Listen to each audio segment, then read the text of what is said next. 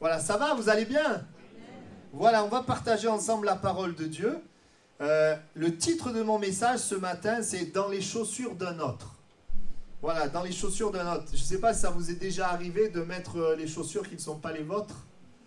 Je ne sais pas si ça vous est arrivé. Moi, cette semaine, j'ai ma petite Talia, donc il y a 1 an, et qui mettait mes chaussures. Voilà, et ce que j'ai remarqué que quasiment tous mes enfants me l'ont fait. Je ne sais pas s'il y a des parents, c'est le cas aussi. Voilà, oui. Hein. 1 Samuel chapitre 17, verset 32. 1 Samuel chapitre 17, verset 32, nous lisons.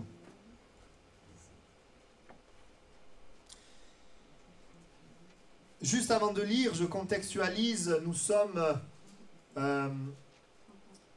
dans une situation où le peuple d'Israël est là face à ses ennemis, les Philistins, et il y a parmi les Philistins un géant, un soldat, Goliath, qui lance un défi à l'armée d'Israël. Et le roi d'Israël, Saül, et toute l'armée sont terrorisés dans la peur, paralysés.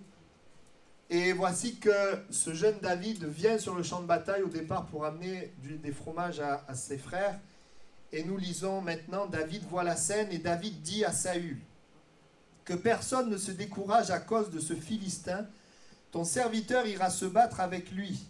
Saül dit à David, tu ne peux pas aller te battre avec ce Philistin, car tu es un enfant et il est un homme de guerre.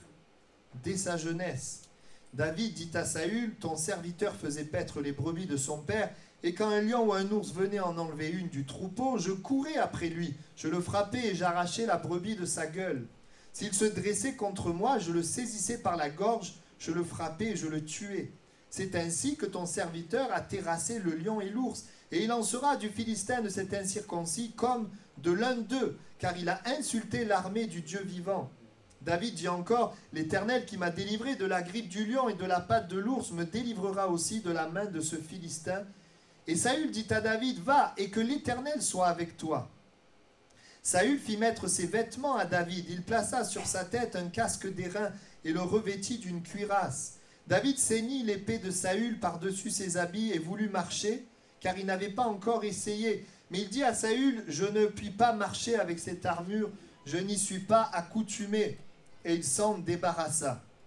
Il prit en main son bâton, choisit dans le torrent 5 pierres polies et les mit dans sa gibecière de berger et dans sa poche.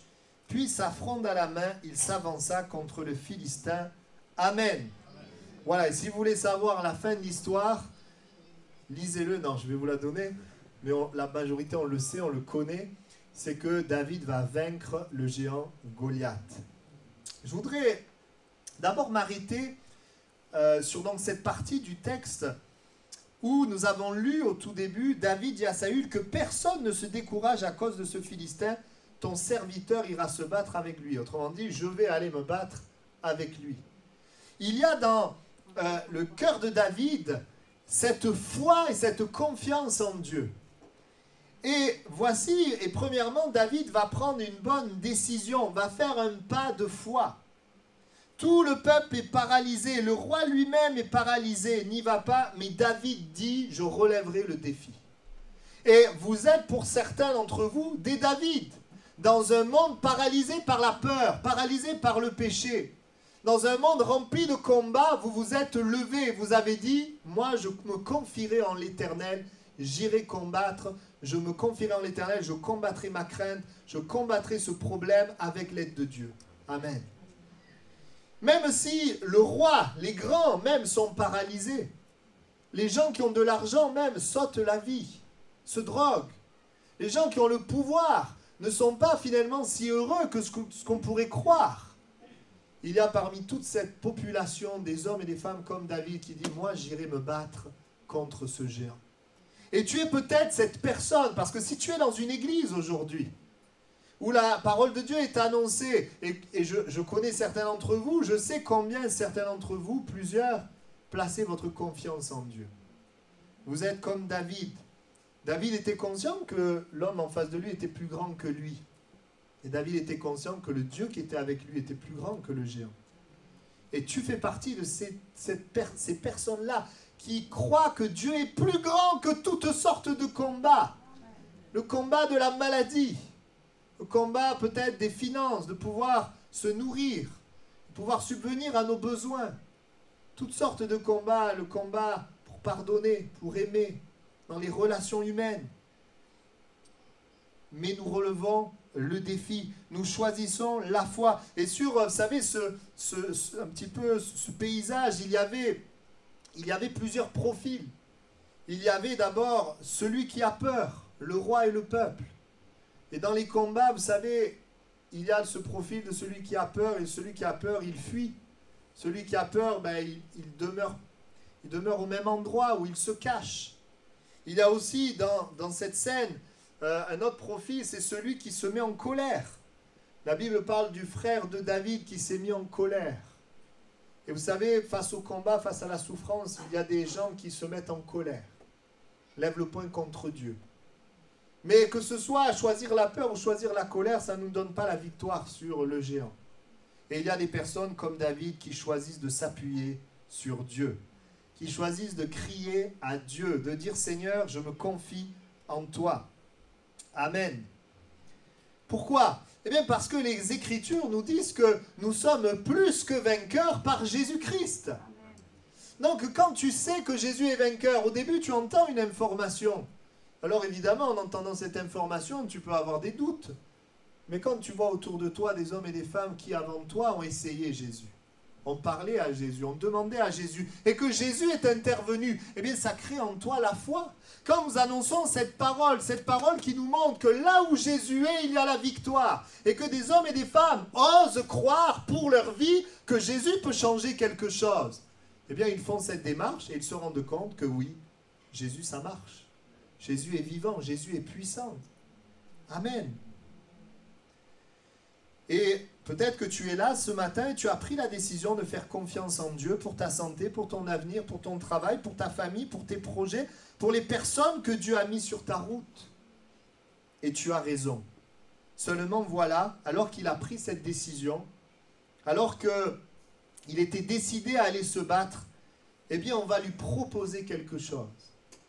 On va lui proposer quelque chose. Et avant de lui proposer quelque chose, verset 33, le roi Saül dit à David, « Mais tu ne peux pas aller te battre avec ce Philistin, car tu es un enfant et il est un homme de guerre dès sa jeunesse. » Le roi, c'est intéressant, Saül, il ne voyait en David qu'un enfant. Il ne voyait pas en David le Dieu qui était dans la vie de David. Et vois-tu, quand toi tu décides de combattre, les gens autour de toi ne voient que tes faiblesses, ne voient que tes problèmes, ne voient que tes limites. Ils ne voient pas la foi que tu places en Dieu. Et c'est une réalité. Et ça aurait pu le décourager. Ça aurait pu finalement l'empêcher de voir, l'empêcher de garder le regard sur son Dieu. Et c'est peut-être ce qui se passe en ce moment dans ta vie. Tu livres des combats, mais il y a des voix qui s'élèvent autour de toi pour dire « tu n'y arriveras pas. Tu es un enfant, tu n'es pas capable, tu es trop vieux, tu es trop petit, tu es trop ci, tu es trop ça, tu n'es pas assez ci, tu n'es pas assez ça. » Et c'est ce qu'il a dit. Et bien sûr, ce que Saül va dire ne s'arrêtait que sur la réalité visible, mais ne considérez pas la réalité invisible qui nous est révélée dans les psaumes de David. Qu'est-ce qu'on voit dans les psaumes de David? On voit un homme qui avait un contact avec Dieu. On voit un homme qui aimait Dieu. On voit un homme qui se confiait en Dieu. Mais ça, Saül ne l'a pas vu. Comme les hommes, les femmes autour de toi ne voient pas la confiance que tu peux avoir en Dieu.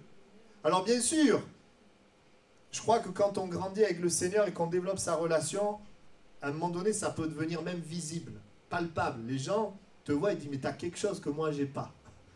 Et je crois, oui, quand on avance avec le Seigneur, qu'on grandit, oui, les gens peuvent percevoir quelque chose de différent. Et alors que Saül va dire ça, alors bien sûr, attention, quand Saül dit ça, il ne veut pas lui faire du mal. Hein. Il ne veut pas l'attaquer, il n'est pas là dans une intention mauvaise. Il est là juste en disant, il est presque désolé, mais tu es un enfant. Il est là simplement relevant la réalité visible. Et parfois, les gens autour de vous, il ne sait pas qu'ils veulent vous faire du mal, Mais c'est juste qu'il voit juste ce qui est visible. Vous savez que la Bible dit que parmi nous, les croyants, il n'y a pas beaucoup de grands, de nobles, etc. C'est pas glorieux pour nous, mais... Oui, parce que notre force, c'est de dépendre de Dieu, de nous appuyer sur Dieu. Il ne voyait pas, Saül ne voyait pas, quelque part, je pourrais dire, l'identité spirituelle, la relation que David avait avec Dieu. Comme les gens ne voient pas l'identité que tu as en Christ, Christ qui vit en toi. Ils ne voient pas le fait que tu te confies en Dieu. Alors ils disent, tu ne peux pas, tu n'y arriveras pas, tu es fragile. Ou alors ils vont dire, tu es sûr? Tu devrais faire ci, tu devrais faire ça. Et qu'est-ce que David va répondre? Alors que Saül lui dit, tu n'es qu'un enfant. David ne va pas se laisser démonter, c'est très cordial, il n'y a pas de... Il n'y a rien, il n'y a pas de problème, mais David va expliquer qu'il a déjà fait des expériences avec Dieu, malgré le fait que c'est un enfant. Il va répondre, on l'a lu en disant que quand il était berger et qu'il y avait des lions qui venaient attaquer ses brebis, eh bien, il allait et il frappait le lion et l'ours. Vous imaginez? Et ça, quand il raconte ça, il est en train de dire à Saül, en fait, Dieu était avec moi. Ben oui, il faut que Dieu soit avec toi hein, pour battre un lion et un ours. Moi, j'ai déjà vu un lion tout à côté, mais heureusement qu'il y avait la barrière. Hein. Il va lui dire, non, mais tu sais, oui, c'est vrai, peut-être je suis un enfant, mais j'ai déjà fait des expériences. Et lorsque toi, tu te lances dans un défi, tu dis, Seigneur, je vais te faire confiance, et que des voix s'élèvent et disent, mais tu ne peux pas, tu es trop ci ou pas assez ça, toi, tu réponds, attends. J'ai déjà fait l'expérience de Jésus dans ma vie. Tu sais, Jésus, il m'a délivré. Il m'a guéri. Il a fait ci, il a fait ça. Il a répondu à mes prières. Et c'est comme une force que David avait. Et il va donc présenter ça. Et c'est intéressant, la suite, c'est que Saül n'y croit pas. Il va répondre comme si David n'avait rien dit. Et il va lui proposer autre chose que la confiance de Dieu, d'où le titre « Les chaussures d'un autre ». Il va lui proposer ses propres chaussures. Il va lui proposer son armure. Il va lui proposer très gentiment quelque chose parce que ce que David vient de dire, ça ne le convainc pas. Tu ne peux pas aller, tu es un enfant, et même si tu dis que Dieu a été avec toi, non, il faut que tu sois vraiment fort. Et il va proposer son armure, verset 38, Saül fit mettre ses vêtements à David, il plaça sur sa tête un casque d'airain et le revêtit d'une cuirasse. Et puis il a quand même dit, et que Dieu soit avec toi. On n'est pas dans quelqu'un de méchant. Hein. Les gens autour de vous, ils vous aiment, mais ils voient les choses humainement. Ils ne peuvent pas voir Dieu.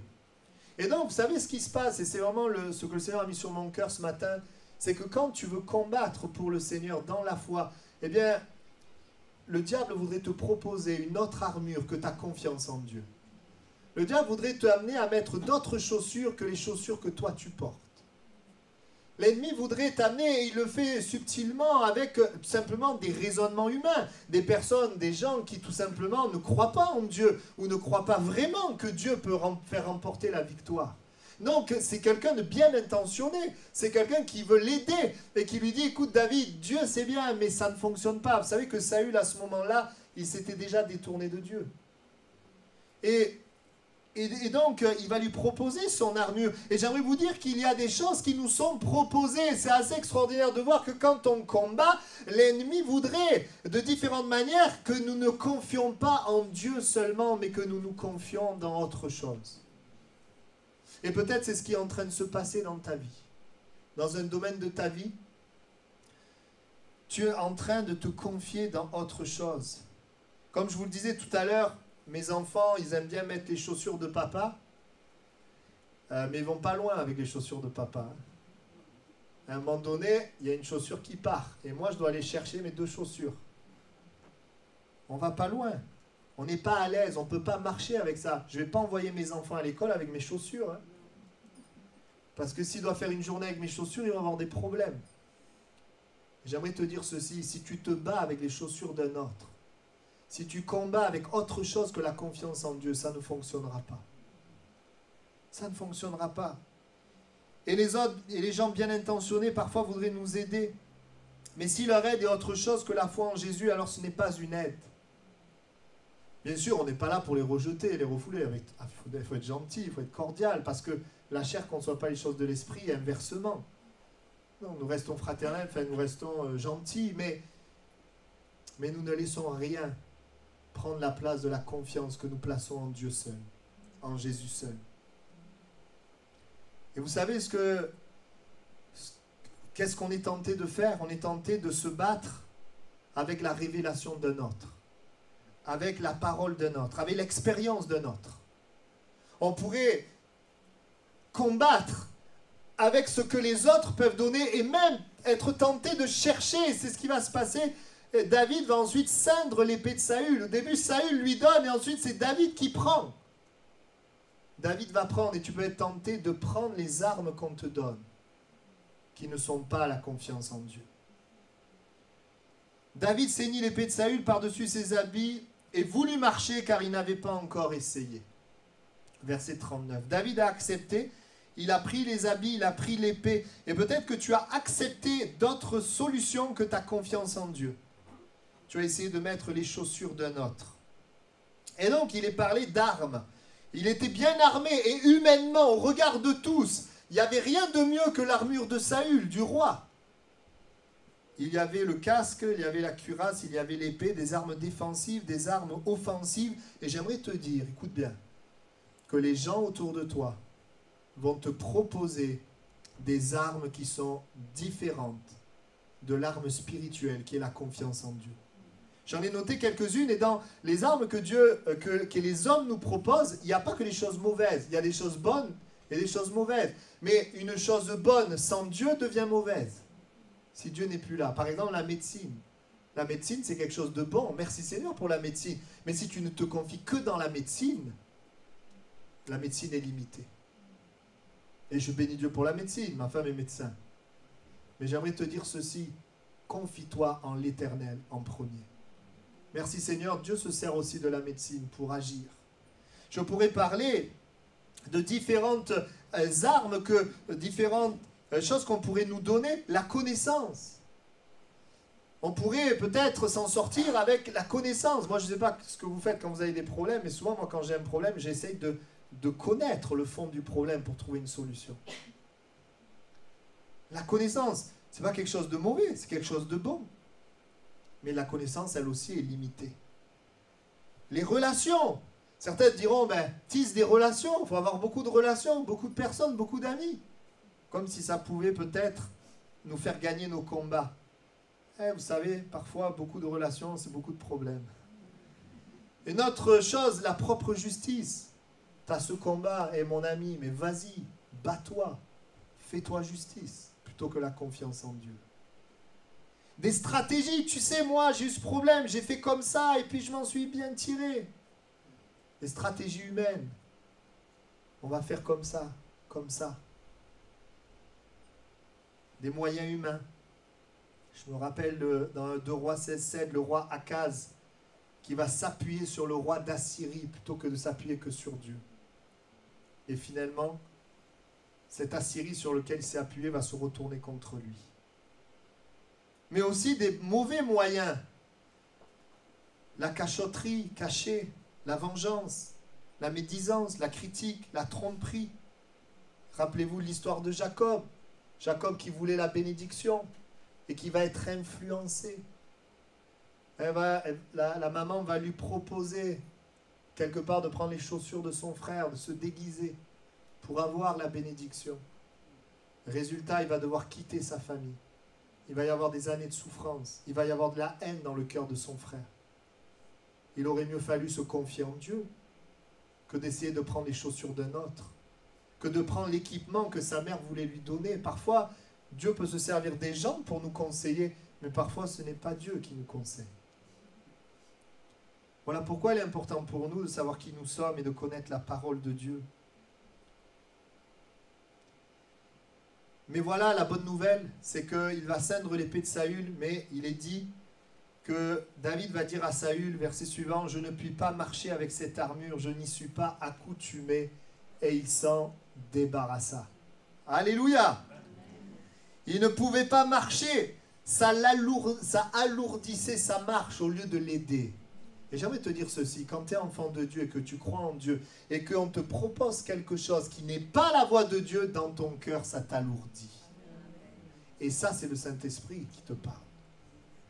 Quand c'est autre chose que la confiance en Dieu, au lieu de t'aider, au lieu de te donner de la force, ça te prend ta force. Parce que l'armure pesait tellement sur lui que ça lui vidait de sa force. Et peut-être tu es là, tu as des solutions qui sont là, mais tu perds la paix dans ton cœur. Pourquoi? Parce que ta confiance n'est plus en Dieu, ta confiance est là. Et laissez-moi vous dire, on peut avoir confiance en Dieu et Dieu peut utiliser un moyen et nous avons la paix. Mais ce n'est pas la même chose que de placer ma confiance dans ce moyen où je perds la paix. C'est deux choses différentes. J'ai vu des personnes commencer leur chemin avec Dieu. Très souvent, je me rappelle de cette jeune, ça me vient maintenant. Elle était un peu handicapée, elle était venue écouter l'évangile. Et je me souviens bien, et on avait compassion, on l'avait accompagnée dans les premiers jours, elle s'est tournée vers Jésus. Et juste après, elle a trouvé un gars. Et le gars, lui, ne croyait pas en Dieu. Et ce gars, eh bien, elle a commencé à l'aimer, elle est partie avec lui et elle n'est jamais revenue à l'église. Comment? Eh bien, tout simplement, le diable a proposé quelque chose qui allait alourdir sa marche. Bien sûr, c'est une bénédiction que de trouver un conjoint, que de se marier, mais c'est une bénédiction quand le conjoint, il a la foi en Jésus. Sinon, c'est quelque chose qui alourdit notre marche. Et je pense aussi à cet exemple de cette personne qui avait trouvé un travail et qui voyait ça comme la bénédiction de Dieu, mais le travail lui prenait tout le temps. Le travail a commencé à prendre son temps avec Dieu, son temps d'église, et a commencé à l'alourdir, plutôt que de le bénir. Vous savez, la bénédiction de Dieu, elle est suivie d'aucun chagrin, mais cette bénédiction-là, elle était suivie de chagrin. Je voudrais te dire que parfois, c'est comme si le diable nous proposait d'autres chaussures. Il nous propose quelque chose qui vient alourdir notre marche. Il nous propose quelque chose de plus, alors qu'en fait, David pouvait rester dans ses propres chaussures de berger, d'homme qui aimait Dieu pour aller se battre. Il n'avait pas besoin de quelque chose qui allait l'encombrer. Quand les chaussures sont trop petites ou trop grandes, en marchant, ça fait mal aux pieds. Et ça nous handicape. Ça nous limite. Tu ne vas pas aller faire un sprint avec des chaussures trop petites, ni trop grandes. Ça te limite. Ça empêche des choses de se faire. Et j'aimerais vous dire, et peut-être ce matin, le Seigneur veut parler à ton cœur, parce qu'il voit quelque chose qui va alourdir ta marche, alourdir ta vie, et qui va t'empêcher de vivre de grandes victoires. Parce que laissez-moi vous dire que si David avait pris l'armure de Saül et s'était battu contre le géant, il aurait perdu. Et il serait mort. Et parfois, avec quelque chose qui paraît bien, cela peut nous amener à la mort. Il n'y a rien de comparable à la simple confiance en Jésus-Christ. Et j'aimerais te dire ceci, la confiance en Jésus, c'est tel que tu es.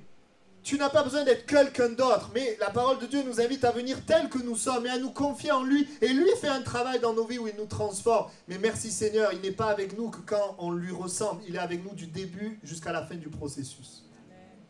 Et même si on est encore en marche et des choses ne vont pas en nous, bien, alors que nous nous confions en Dieu, Dieu est avec nous. Et c'est important. Et le texte dit, ne pouvez pas marcher. Si quelqu'un essaie de te donner ses chaussures, tu ne pourras pas marcher et tu peux ressentir dans ta vie ce qui t'alourdit, ce qui te freine. Combien j'ai vu de jeunes, puisque j'ai travaillé dans la jeunesse, me dire, voilà, je vais aller avec cette fille, cette gars, elle ne connaît pas Dieu, mais j'espère que je vais l'amener au Seigneur. Et puis, résultat, c'est le contraire qui se passe. Celui qui ne connaît pas Dieu l'amène loin du Seigneur. Pour prendre cet exemple-là. Mais c'est pareil pour le service de Dieu. J'ai vu des personnes, écoutez bien, des jeunes, je pense à un jeune. Il jouait du piano. Quand il jouait du piano, il y avait la présence de Dieu. Et j'ai vu petit à petit, avec des combats intérieurs, il y a eu des choses qui sont venues et puis il a laissé ça de côté. Et il s'est dit, plus tard je reprendrai. De mon temps où je l'ai connu, je ne l'ai pas vu reprendre. Vous savez, oui, le diable veut nous alourdir et c'était un piège dans la vie de David. Cette armure qui lui était donnée, cette belle armure. Cette armure paraissait belle, beau, pertinent. Vous savez, le diable, il n'arrive pas avec des choses qu'on déteste. ben, il sait très bien que ça ne marchera pas, mais il arrive avec des choses qu'on peut aimer et s'attacher. C'est pour ça qu'il est appelé le séducteur. Des choses qui paraissent belles. C'était l'armure du roi, loin de Dieu. Et on pourrait même dire que dans cette armure, il y avait Dieu dans l'histoire. Parce que c'était l'armure du roi d'Israël. Et parfois même, en tant que chrétien, on peut compter sur un leader, sur un pasteur, sur un chrétien, sur une bénédiction, sur une doctrine, sur toutes sortes de choses où Dieu est dedans, mais pas sur Dieu lui-même. Pas sur Christ lui-même. J'ai vu des gens sombrer parce qu'ils se sont plus attachés au service de Dieu qu'à Dieu lui-même. Et j'aimerais te dire, oui, il y a toutes sortes d'armures, mais rien ne remplacera Dieu lui-même. Christ lui-même. Et même moi, le pasteur, je vous aime bien, mais ce n'est pas le pasteur qui est important, c'est Dieu. Dieu se sert de ses moyens, du pasteur, d'un chrétien, des doctrines, de la bénédiction. Il se sert de ses moyens. Mais c'est lui qui doit rester le centre. Et si ces moyens sont un piège, alors le Seigneur nous ramène à lui. Et parfois, vous savez, on veut faire comme les autres. Ah ben pour eux, ça a marché comme ça, alors nous, on veut faire comme eux. Ça vous est déjà arrivé de dire, tiens, lui, ça marche bien, il aime Dieu, il a réussi, et vous voulez faire comme lui, faire comme lui. Mais reste dans tes chaussures. Ne cherche pas à mettre les chaussures d'un autre. Lui, ça lui va, mais toi, ça ne t'ira pas. Il y a eu un moment dans ma vie où j'ai voulu mettre les chaussures d'un autre. Où j'ai voulu être comme quelqu'un d'autre. Et quand je voulais être comme ça créait en moi la frustration, la tristesse, le trouble, jusqu'au jour où j'ai accepté d'être dans mes propres chaussures. Ce que je suis moi-même, tout en étant bien sûr en progression où Dieu nous change et nous transforme, mais accepter d'abord qui je suis en Christ et accepter qui je suis aussi physiquement, avec mes émotions, avec ce que je suis. C'est tellement important. Il n'était pas accoutumé, il n'avait pas l'habitude de porter ça. Peut-être qu'on a essayé de te refiler des chaussures qui ne sont pas à ta taille et ce qu'on t'a proposé ne correspond pas à ton identité d'enfant de Dieu. Ce qu'on t'a proposé ne correspond pas à ton identité d'enfant de Dieu, alors ne le prends pas. Ne le prends pas, parce que cela va amener la défaite dans ta vie. L'aide à porter n'est pas le vêtement que tu as l'habitude de porter, mais c'est la foi en Dieu. C'est ça qui est important. Il ne pouvait pas marcher, il n'était pas accoutumé. Alléluia, il s'en débarrassa. Peut-être que tu as besoin de te débarrasser de quelque chose. Ça ne veut pas dire qu'il traite mal Saül. Hein? Non, il respecte Saül, mais très gentiment. C'est très gentil, mais je ne prendrai pas cette armure. Je ne prendrai pas cette armure. Il s'en débarrassa. Je ne vais pas mettre les chaussures d'un autre pour vivre ma vie. Mais je vais compter sur Dieu, comme je l'ai fait dans le passé. En étant ce que je suis, et qu'est-ce que David était? Un berger qui aime Dieu. Et il va se battre en tant que berger qui aime Dieu. Je n'avais jamais remarqué. Mais David, alors bien sûr, j'avais remarqué que David allait au combat avec une fronde, hein, il n'allait pas y aller sans rien, et un bâton, mais j'avais jamais remarqué qu'il est parti avec sa gibecière de berger. C'est ce que l'Écriture nous dit. Sa gibecière de berger.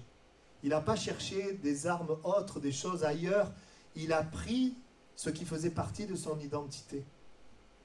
Sa gibecière de berger. Il n'avait pas besoin d'une autre armure. Il avait juste besoin de la confiance en Dieu. Et donc, avec la confiance en Dieu, nous pouvons venir tels que nous sommes en tant que berger. Berger, c'était son identité visible, mais il avait aussi une identité spirituelle. C'était un homme qui aimait Dieu, qui se confiait en Dieu. Et c'est ça notre force. Ce que nous sommes en lui, nous nous sommes détournés du péché. Jésus a transformé notre vie. La parole a autorité sur notre vie. Nous avons une identité et cette identité suffit pour remporter la victoire.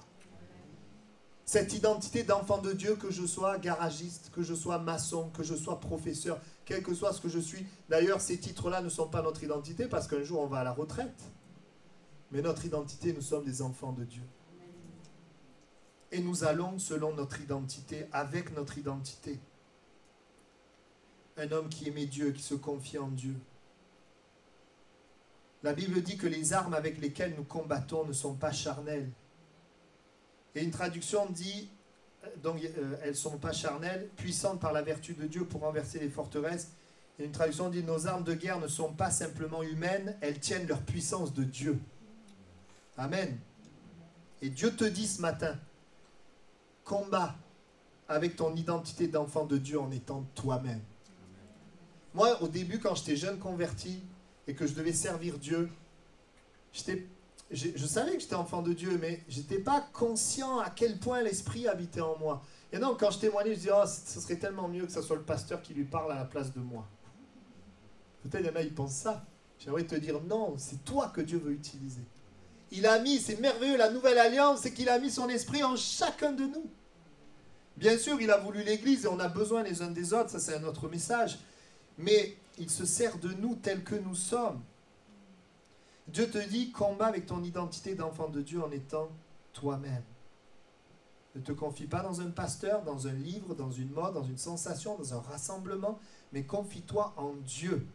Encore une fois, je fais une parenthèse. Bien sûr que Dieu peut utiliser un livre, un pasteur, un croyant, mais le focus est sur lui. Bien sûr qu'on peut prier avec des frères et sœurs pour se soutenir, mais la confiance est en lui. Il y en a, ils veulent qu'on prie pour eux, mais ils n'ont pas prié eux-mêmes. Il n'y a pas de relation eux-mêmes avec Dieu. Ça ne sert à rien presque, j'aimerais dire. Non, bats-toi toi-même, commence toi-même. Et après, alors que tu as engagé toi-même, des frères et des sœurs peuvent t'aider. Se battre avec ce que nous sommes. Il fait de nous des nouvelles créations. Ça, c'est le point commun que nous avons, à nous qui avons accepté Jésus-Christ. Nous ne vivons plus selon nos envies, nos pensées, le péché, mais nous vivons selon la volonté de Dieu pour sa gloire. En tout cas, nous sommes en route dans cette direction. Amen. Ça, c'est le point commun. Mais nous avons des points différents. On est tous différents. Il nous a créés différents, déjà avec des cultures différentes, avec un langage différent. Certains raisonnant plus que d'autres, d'autres ressentant plus les choses, des petits, des grands, des noirs, des blancs, avec des capacités différentes, des âges différents, même un sens de l'humour différent, des sensibilités différentes, un caractère différent. Et toi, tu veux mettre les chaussures d'un autre. Sois toi-même, confie-toi en Christ et tu changeras à l'image de Christ de plus en plus. Mais viens dans ce que tu es toi-même. D'abord, dans ton identité. Et là, je viens à un point qui est peut-être un des points les plus importants du message. C'est maintenant qu'il ne faut pas dormir. 1 Samuel 17, 45. David dit aux Philistins, « Tu marches contre moi avec l'épée, la lance et le javelot, et moi je marche contre toi. » Il n'a pas dit « avec ma gibecière de berger et mon bâton. » Ça, c'est son identité visible. Mais ce n'est pas avec cette identité visible qu'il s'est tenu devant le géant. Il a dit, « Moi je marche contre toi au nom de l'Éternel des armées, du Dieu de l'armée d'Israël que tu as insulté. » Autrement dit, je suis en train de te dire quoi? Sois toi-même, mais en étant toi-même, sois conscient de ce que tu es en Christ. Et bats-toi avec la confiance que tu as. Ce que tu es physiquement, visiblement, n'est pas un obstacle pour Dieu. Quand tu lis Hébreux 11, il n'est pas dit que par leur capacité, par leur puissance, par leur intelligence, ils ont gagné, ils ont combattu. Il est dit par la foi. Le point commun de tous, c'est par la foi. Donc, même si on est différent, c'est par la foi. Moi, j'ai entendu des gens qui me disent « Mais moi, je ne parle pas bien français, alors témoigner, prier, ça m'embête. » Mais pas parler français, mais ce n'est pas un problème. Et moi, je trouve ça drôle, c'est que je vois Dieu se servir plus des gens qui parlent mal français que ceux qui parlent bien. Ça, c'est Dieu qui est puissant. Et nous ne devons pas nous arrêter à ces choses. Tu parles mal français, c'est pas grave. Dieu se sert de toi, tu es un enfant de Dieu. L'Esprit vit en toi. Va avec la force que tu as. Aie confiance en l'Éternel et remporte la victoire. Amen. La confiance en l'Éternel. Il n'était pas là, je suis un enfant, je suis un enfant, je suis un enfant. C'est vrai qu'il était un enfant, mais c'était vrai aussi qu'il se confiait en Dieu et que Dieu était avec lui. Amen. Tes chaussures, c'est pas seulement ce que tu es pour cette société, ce qui est visible, mais tes chaussures, c'est ce que tu es spirituellement. Reste dans tes chaussures. Ne prends pas les chaussures d'un autre. Amen. Ta confiance en moi avec ce que tu es suffit pour remporter la victoire. Vous vous rappelez de Dieu, ce qu'il dit à Gédéon? Il lui dit, va avec cette force que tu as et délivre Israël de la main de Madian, n'est-ce pas moi qui t'envoie? Mais attendez, on va s'arrêter 2 minutes. Il dit, va avec cette force que tu as, mais il n'avait pas de force. Il se cachait. Mais en fait, si vous lisez le texte, en fait, Dieu, il n'avait pas besoin de la force de Gédéon. Parce que quand il a remporté la victoire, c'est Dieu qui a combattu. Eux, ils étaient là avec des trompettes, des cruches et un flambeau, et à regarder la victoire de Dieu. Vous savez, ce que Dieu avait besoin, c'était de la foi de Gédéon. Et c'est pas grave si tu ne sais pas faire plein de choses. Ce qui est important, c'est que tu saches te confier en Dieu. Te confier en Jésus. Gédéon, c'est ça qu'il avait. Et comme il se confie en Dieu, même s'il n'était pas bon, Dieu a agi quand même. Alors je ne suis pas en train de faire une élévation de tout ce qui n'est pas bon. Non, on cherche à faire bien. Mais ce que je dis, c'est que ça n'empêche pas Dieu d'agir. Dieu est tout puissant. Parce qu'en acceptant Christ, l'Esprit de Dieu vit en nous. Et il nous faut parfois beaucoup de temps dans la vie chrétienne pour être plus conscient de la réalité de l'Esprit en nous que de tout ce qu'on voit, de nos faiblesses, de tout ce qu'on voit autour de nous. Ça prend parfois du temps. En tout cas, pour moi, ça en prend. Mais plus nous avançons avec lui, plus nous sommes conscients de ça. Nous pouvons laisser si facilement les complexes, la jalousie, la convoitise, la culpabilité s'installer dans notre cœur parce que nous regardons aux chaussures des autres. Ou parce que nous ne sommes pas contents de nos propres chaussures. Quand j'étais tout petit, c'est un des premiers souvenirs que j'ai de ma vie, en fait. Je ne sais plus quel âge j'avais. J'étais dans ma salle de bain, j'ai pris un gant de toilette et j'ai essayé d'effacer mes grains de beauté. Je ne savais pas que ça partait pas. C'était tout petit. Et c'est ma mère qui m'expliquait qu'en fait, ça ne part pas. J'étais embêté. Parce que moi, je voulais l'enlever. Et parfois, on est là, on veut enlever ce qu'on est. On voudrait changer. Vous savez, beaucoup de chrétiens, ils ne s'aiment pas. Et c'est un problème. Je ne dis pas non plus qu'il faut s'élever, s'aimer. Ce n'est pas ça que je dis. Mais nous devons accepter ce que nous sommes. Et surtout, c'est ça le point, nous centrer sur ce que nous sommes en Christ. La réalité spirituelle. Mais on doit aussi s'accepter. La Bible dit d'aimer notre prochain comme nous-mêmes. Donc si tu ne t'aimes pas toi-même, comment tu vas aimer ton prochain? Penser qu'il faut d'autres chaussures que les miennes est une erreur. Pour témoigner, tu n'as pas besoin de prendre d'autres chaussures. L'Esprit de Dieu est en toi. Pour prier, pour que Dieu te parle, tu n'as pas besoin de prendre les chaussures d'un autre. Pour réussir dans quelque chose, tu n'as pas besoin de prendre les chaussures d'un autre. Tu as juste besoin de te confier en Dieu. Jésus est mort à la croix pour que nous ayons un accès à Dieu. Jésus est mort à la croix pour que nous ayons la faveur de Dieu. La faveur, elle vient vraiment de ce que Jésus a fait. Ça m'a tellement aidé. Ça va vous aider à être stable dans votre vie. Parce que dans la vie, il y a des hauts et des bas. Il y a des moments où on se sent bien, des moments où on ne se sent pas bien. Des moments où on se sent spirituel, des moments où on ne se sent pas spirituel. Mais ce qui ne bouge pas, ce qui demeure, c'est la faveur de Dieu envers nous. Parce qu'elle ne dépend pas de nos états, mais elle dépend de ce que Christ a fait. Et nous pouvons donc nous relever en étant dans la foi, dans cette réalité. Amen. Tu dois quitter le « je ne suis pas assez et je suis trop » pour « Dieu est là avec moi ». Amen. On va incliner nos têtes quelques instants. Et on va prier. Peut-être que tu as pris le bon chemin, celui de se battre par la foi, et tu te diriges vers la victoire, comme David. Mais voici que sur ce chemin, on a essayé de te donner d'autres chaussures, et on est peut-être en train de vouloir te mettre des chaussures qui ne sont pas les tiennes. Où l'Esprit de Dieu, pour t'aider, met comme un poids, permet qu'il y ait un poids sur ton cœur, pour que tu te rendes compte que ce n'est pas la bonne direction. Autre chose que ton identité en Christ, autre chose que la confiance en Dieu, autre chose que ce que tu es. Et voici que ça t'alourdit et ça t'amène vers la défaite. Alors Dieu a pris ce temps pour te parler et pour te dire ce matin, reste dans tes chaussures. Tu éviteras la défaite et tu remporteras la victoire. Ne te laisse pas séduire. Dans Galates, il est parlé des esprits séducteurs qui emporteront des croyants. Parce que tout simplement, nous sommes attachés à des choses au-dessus de Christ lui-même. Mais ce matin, eh bien, reste dans tes chaussures parce que tu éviteras des douleurs. Accepte aussi ce que tu es. Accepte ce que tu es. Même si peut-être ce que tu es au niveau du regard des autres n'est pas toujours élevé. Mais peu importe. La Bible dit que nous sommes précieux, uniques et irremplaçables. La Bible nous dit que nous sommes précieux. C'est lui qui nous a voulu comme ça, qui nous a formés et qui a mis en nous son esprit. Et Dieu va combattre pour toi. Et tu vas vivre une grande victoire. Et je voudrais le dire avant de prier. La victoire que David va prendre, c'était une victoire pour lui, mais c'était une victoire pour le peuple d'Israël.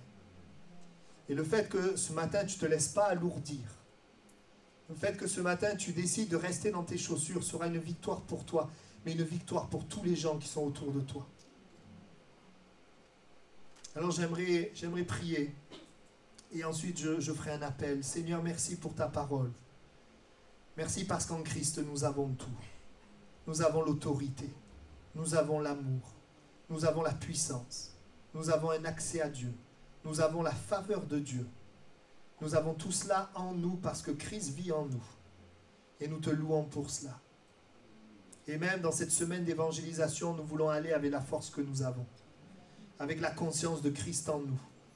Seigneur, nous ne voulons pas aller en méprisant ce que nous sommes, ou avec les vêtements et les armes d'un autre, en voulant être quelqu'un d'autre, mais nous voulons être nous-mêmes, Seigneur, et que tu te serves de nous. Merci parce que tu vas montrer à plusieurs que tu es notre Dieu, notre Père, et que tu réponds simplement à la confiance que nous plaçons en Christ. Merci de bénir mes frères et sœurs, tous ceux qui sont là. Je voudrais faire un appel maintenant. Il y a peut-être des personnes ici qui sont en train d'être poussées à se revêtir d'autre chose que de Christ. C'est peut-être ton voisin, ta famille, c'est toutes sortes de choses qui peuvent être là. Mais c'est important de te revêtir de Christ, de Jésus. Et peut-être que le Seigneur est en train de parler à ton cœur et tu vois qu'on essaie de te mettre des chaussures qui ne sont pas les tiennes et ça t'alourdit. Si c'est ton cas ce matin, eh bien, je voudrais t'inviter à faire ce que David a fait, de t'en débarrasser. Et de choisir de te recentrer sur la confiance en lui. La confiance en Dieu. S'il y avait une personne comme ça, j'aimerais prier pour toi. Le Seigneur te parle parce qu'il veut faire de toi un instrument de victoire.